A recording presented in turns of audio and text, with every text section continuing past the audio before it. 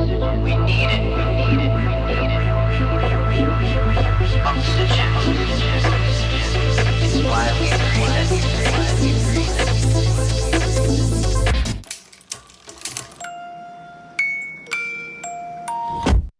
Well, hello, Danielle. Thanks so much for coming to our show today. We're always excited to have guests come on and tell us their stories. So, first of all, I'm curious, you've got a really cool name, the Soul Aligned Ghostwriter. How did the title come up? What does this mean? Well, Loralyn, I have a background in journalism and digital marketing. And when I was pregnant with my son several years ago, I decided to have my own business and become a book coach and editor. And a year or two later, I had this amazing business coach. We were having this conversation about ghostwriting. And I came up, as well as she did, with the name, the Soul Aligned Ghostwriter, to really get to the bottom of people's vulnerable truths and their stories. And in that time, I have also received a quantum energy healing certification. So I have a combination in my process of logic and spirituality. I love that connection because I can imagine so many people that want to come forward and write their books probably delve in the genre of memoirs or describing things as a process that's cathartic for them so that they can get out whatever trauma they've had and put it to words. Is that really where it all comes together for you, Danielle? Yeah. And what happens is that when somebody comes to me, especially with memoir, it can be difficult to reopen those traumatic wounds. And I have a variety of tools in my toolbox, I say, to help them stay with their vulnerable truths and be able to put them on the page. A lot of my clients cry with me on calls. It's very, very common. And it can be a difficult process, but extremely rewarding. All right. So there's a few things in there that I really want to break down because that was a lot.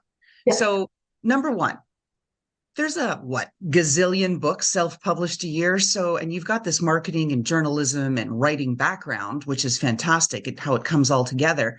How do you help your clients get their books out there and get noticed?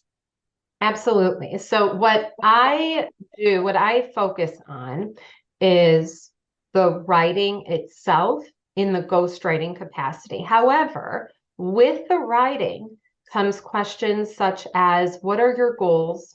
What are your overall messages that you want to share in the book? And who is your target audience? And these questions undoubtedly relate to the marketing of the book. So we talk about how they're going to market what they want to say before they even say it. Because if we don't have that marketing in place, it's going to be a lot more difficult to then market the book after the writing is accomplished. In terms of my role after the writing is accomplished, there are a few different options that I give to my clients. I do offer publishing consultations to my ghostwriting clients. I don't necessarily publish myself. However, I have partners who do. So I have project managers, I have other editors, graphic designers, Kindle formatters who I refer business to on a regular basis. I also have relationships with hybrid publishers and some literary agents. So what I do is we talk about those goals and the messages in depth towards the beginning, not only to figure out the marketing, but also to figure out how they're going to go about the publishing process and to break that down so it's easy to digest for my clients. All right. So one of the other things that comes up with this is, how do you take someone, they've got this vision for what they want to be able to share. They've most likely experienced some form of trauma in their lives, as we all have by the time we cross the age of 10, right? There's things that happen. Talk to us just a little bit high level, maybe just a couple of key steps, what you do with the process to get people through. Because maybe some people in our audience have never written a book and they're wondering, well, I don't know, do I engage a ghostwriter? What's all that about? How does it work? So in terms of whether or not you want to engage a ghostwriter, I like to talk about a few different factors, and we'll just break them down very, very quickly for your audience.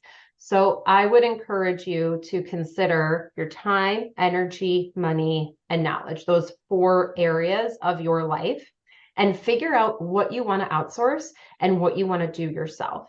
If you want to outsource and spend money on a service, that's okay, but you're going to spend more money and less time and energy. And then you're going to have less of a knowledge bank on that particular subject. If you want to learn something new and you want to learn how to write the book yourself, you can absolutely do that, but know that it's going to take a lot more of your time and energy.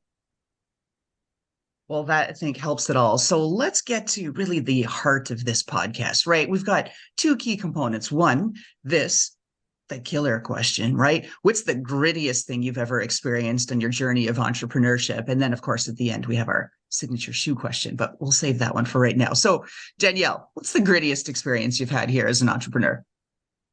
The grittiest experience I have ever had is most likely when I experienced a layoff. It was the first time I was laid off from the Tribune, and I was in a mass layoff. It was a dream job that I had. It was my first job out of college, and I thought I would be there forever.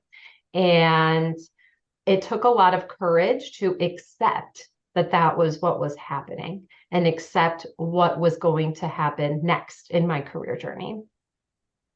Yeah, that's tough. I mean, especially also a very timely thing. You look at, as much as the job reports these days are posting, oh, look, record jobs.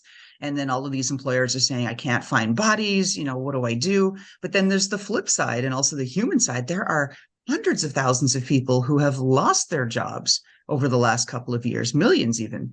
And so it's a traumatic thing, and people have to work through it and find their own ways. So related to that, can you talk to us a little bit about how you've changed on this journey of entrepreneurship?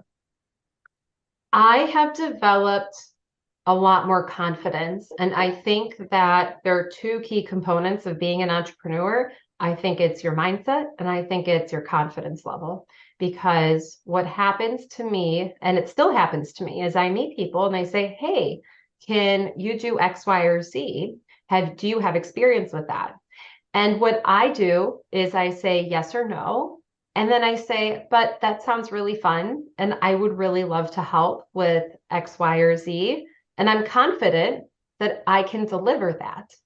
And I'm honest about what I know and what I don't know, but I'm also honest about saying, I'll figure it out. And I think that's the heart of an entrepreneur. I used to be a lot more hesitant to say those words, but now I have learned over the course of time, it's okay to say, I'll figure it out. And then you can, right? Because you are determined to succeed, not just on your behalf, but on your client's behalf. So yeah, you'll figure it out. And I know that that can be really taxing too, because I've found myself in, well, more than one pickle over the years on my journey of entrepreneurship. I'm like, what? What the, are you really? No, NFW, right? And you're thinking, this is not happening. I can't do this. But then you calm down and you go, okay, I'll take another look and I'll figure it out, right? Exactly. Or you look at your plate, you look on your calendar and you're like, how the heck am I going to get all of these things done? You always do. You always do. You can always figure it out. I have stayed up till 3 a.m. to finish manuscripts, to be on deadline, because I promised a deliverable to a client and I intend to finish it. Is that sustainable long term? Probably not, but you learn so much when you do those things. And when you look at your calendar and when you say, wow, how am I going to manage my time this week? How am I going to manage my time in the next couple of quarters, right? And for me, so that resonates with me as I just came up, went to bed a couple of hours ago, and then here we are. And no, it is not sustainable. But for me, in that whole thing, I need that firecracker up my backside. And I get into my zone, right? My zone of creative genius. And I go, okay. I've got 4 hours. Make your magic happen. And then just like something turns on in my brain and then I get it done, even though I Yeah. had 2 weeks to get it done before. And I'm like, yeah, whatever, not going to happen till now. Right. And you get into flow. You get into Right. that flow state. Yeah. Exactly. This is a friend of mine, she calls it her zone of creative genius. And I love that because that really is what it is. And you talk about these midnight oil sessions. I'm in a class at the SBA with a group of gals. There's 12 of us, all female founders. And it was the night before we had to come in and do our practice pitch and practice presentation about everything that we've changed in our business as a result of the class and all this sort of good stuff. Do you know it was 1 a.m. and I had put a note out, a couple other people put a note out. We were on our WhatsApp group chat. Half of us were chatting. And so we were sending pictures of owls and going, right? Because there's a lot of midnight owls. So it was kind of funny. It's what it takes. And then I asked other people, some men in my inner circle, and they said, well, why would all these women stay up all the time? I said, because they have mom duties too. And they're trying to run businesses. And so you got to get it done sometime, and you got to get it done when the kids are sleeping. Yep. 1,000%. Yep. It's the nap time hustle, right? Exactly. And so when I think about kids, and you hear that from a lot of my other guests on the show, I ask them about their kryptonite. What takes you out at your knees? What takes me out at my knees? I would say that my kryptonite is Talk to us instead about the kinds of things that you think entrepreneurs really have to go through it to understand themselves. There's so many of these lessons out there that you can read all the blogs, watch all the YouTube videos, take the master classes, do all of that stuff. And until you are in it, you have absolutely no freaking clue what you're in for. You really don't. right. Talk to us about some of those things that you may have experienced that you want to give some advice to other entrepreneurs or other book writers. I would say, in terms of the advice I have, you need to figure out what works for you. You need to stay in your zone of genius. And there are a lot of different ways to do that. There isn't just one right way. You don't have to be in the Midnight Oil Club. You don't have to be in the 5 a.m. club. You can be in your own club of what works for you. And I encourage everybody to experiment and do trial and errors to see what is going to work for you. I, for example, just started a couple of months ago getting up at 4:45 a.m. and I am working out and I am exercising more. And you know what? Exercise has been helping me to concentrate and deliver really great, wonderful materials to my clients. It also gives me the confidence to be a great mom because I have 2 young kids as well.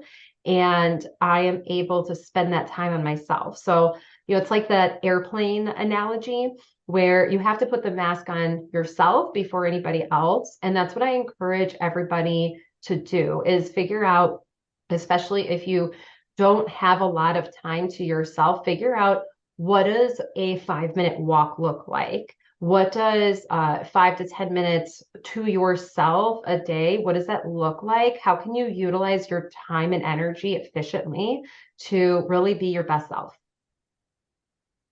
Here, right? Again, you hear that advice and then you're like, okay, I'll find a way, right? Yeah. Oh my. Yeah, it's tough. Well, let's turn the tables here. Danielle, how can our audience help you, the soul aligned ghostwriter? How do we find you? How do we help you? Thank you. Well, you can connect with me on LinkedIn. So look me up, Danielle Perlin-Good. It's Danielle Perlin-Good, Perlin. And you can also look me up on my website, thesoulalignedghostwriter.com. I actually have an amazing new accountability group that is going to be starting in the beginning of August. And it's a very, very low investment. It is specifically for you if you are working on a book and you need that accountability factor. So I have a lot of different services that I provide depending on what the person's needs are.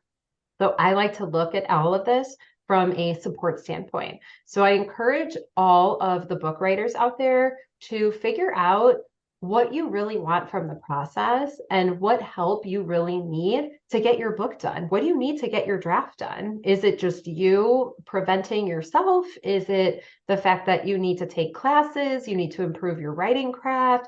What is it that you need help with? Or is it time and energy and you need a ghostwriter, which is totally fine as well. So I encourage everybody to really sit down and think for a couple of minutes of what type of support they need. And I would love to connect with all of you through my website and LinkedIn.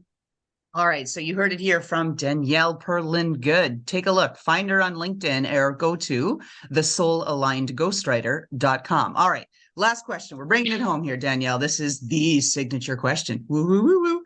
So we're going to go up into your bedroom closet. We're going to look at all of the footwear you have in there. And you are going to describe for our audience which footwear, boots, shoes, sandals, whatever it is, that's in that closet of yours that best personifies you, who you are. It represents certain aspects of your personality that, like, yeah, those shoes, those boots, whatever they are so me because why? I love that question.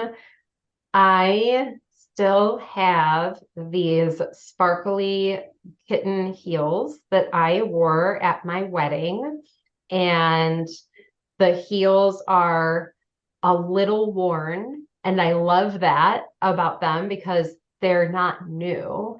And I think that there's something really beautiful about understanding where you came from, accepting your past, and knowing that you are creating a beautiful future. And, the sparkles are the gratitudes that we have on a daily basis and being grateful for things. I, for instance, had not the best day yesterday. And before I went to bed, I still sat and I said to myself, okay, what are the 3 to 5 things that I'm grateful for today? And I encourage everybody to do that as well. And that's really what these shoes represent to me. It's gratitude. Ooh, I love that. I didn't have you pegged as a glitter girl as I am. Like I said, glitter is not a phase, right? Like I have this sign downstairs in my office. No, I have rows of shoes, of glitter shoes. Like if you looked at my closet, it would be really hard to pick which one that I'm most drawn to because they all sparkle. So with that, thank you so much again for your time today and being on our show. Danielle Perlin-Good, the soul aligned ghostwriter. So all of you out there, if you're thinking about writing a book, do it. Get it started. Then if you get stuck, you know where to go. There's resources for you. Thank you, Danielle. Thank you so much for having me. Don't forget to follow me, your host, Loralyn Mears, everywhere on social media. And how about throwing 4 or 5 stars our way if you're listening to Apple or Spotify? Subscribe to our show. And how about that fantastic intro by Touch Circle?